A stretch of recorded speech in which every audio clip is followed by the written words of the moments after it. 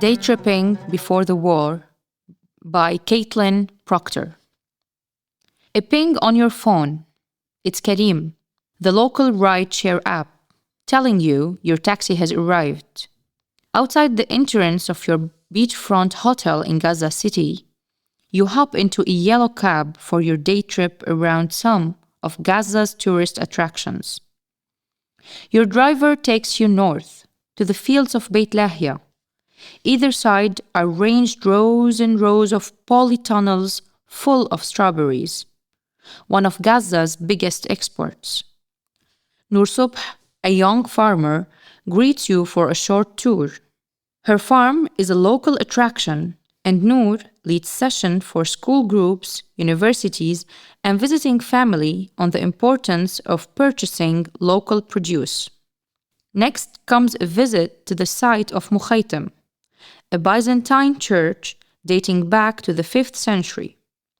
It was first uncovered in Jabalia by archaeologists in 1996, and both the church and the adjacent monastery are being stored by teams of Palestinian, French, and Spanish specialists, funded by the British Consul. The site's central area has been protected by a superb new roof, designed to protect its mosaics and Greek inscriptions from the sunlight.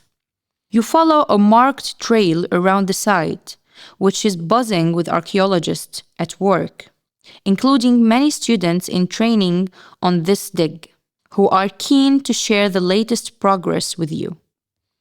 Returning through the outskirts of Gaza City and just around the corner from Al-Shifa Hospital, you drop into Shababik, Gaza's first contemporary art gallery.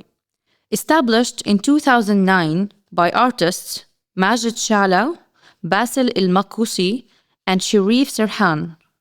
Having moved around several locations, Shababik eventually found its home in this large building with its different exhibition spaces.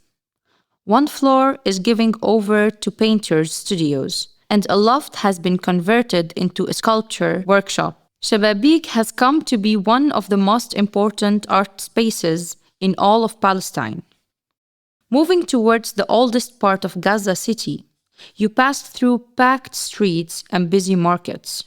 Many of the buildings here are painted. There are murals and street art wherever you look. In the heart of the old town, in the Daraj neighborhood, you reach the Great Umari Mosque. This mighty building, with its basilica-style architecture, stands over what remained of the Cathedral of St. John the Baptist, built on the same site by the Crusaders in 1149 and mostly destroyed by the Muslim leader Salah al-Din in 1187. It is famous for its spectacular columns and inscriptions and is impressive in size. Nearby stands Hammam al-Samara, Gaza's only remaining traditional public bathhouse.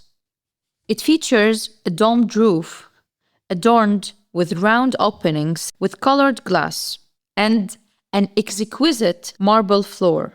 The hammam constitutes an important part of the architectural fabric of the old city, alongside the Caesarea market, known as the Gold Market for its proliferation of jewelry shops, which dates from the Mamluk era.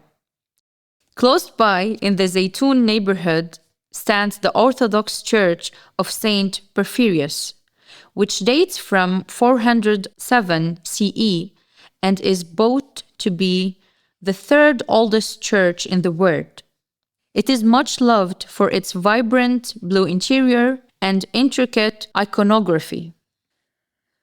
With a little time to spare, Gaza City has an abundance of libraries to lose yourself in. On Palestine Square, there is the Central Library in the municipality building, dating from 1904, repository of Gaza's archives. Or you could aim for Diana Mari Sabbagh Library, housing 20,000 books as an integral part of the Rashad Al-Shawwa Cultural Center. The center itself was founded in 1985 as the first purpose-built cultural center in Palestine, and was nominated for the Aga Khan Award for Architecture for its innovative triangular plan and interior spaces.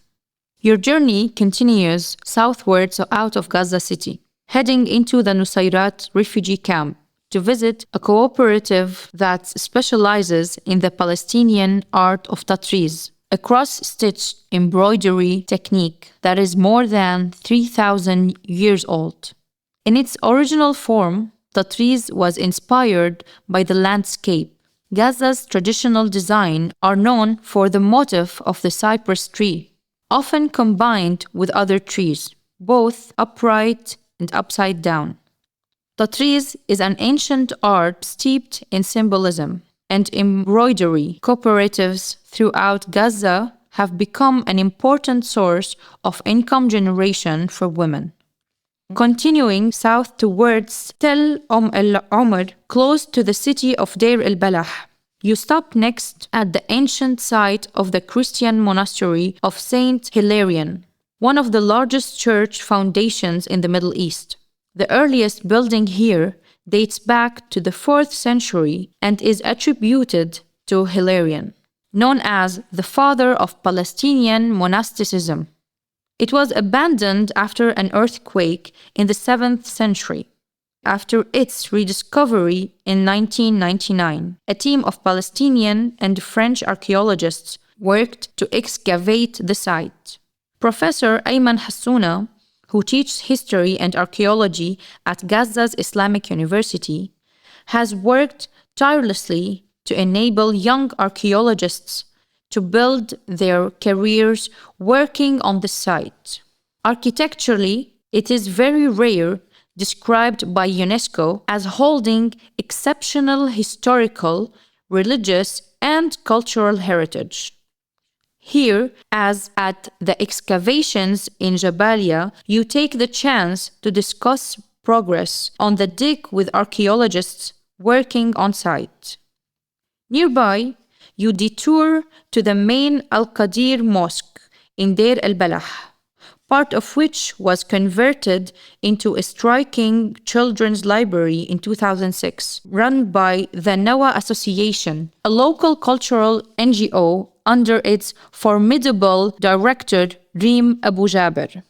The library has a busy schedule of creative arts and drama activities for children. The entire space is packed from the floors to the domed ceilings with books, and the external walls are decorated with beautiful mosaics designed by children from the surrounding communities.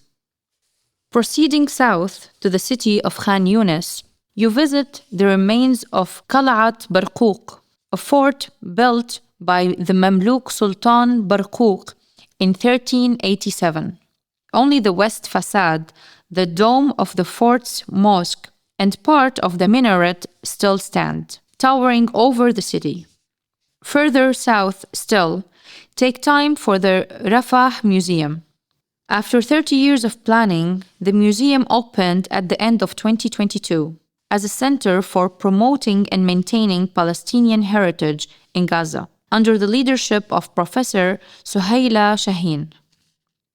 From Rafah, you turn back north, taking the coast road towards Gaza City in time to enjoy the sun setting spectacularly into the Mediterranean, and to stop off at Al Sawaf Carpet Shop.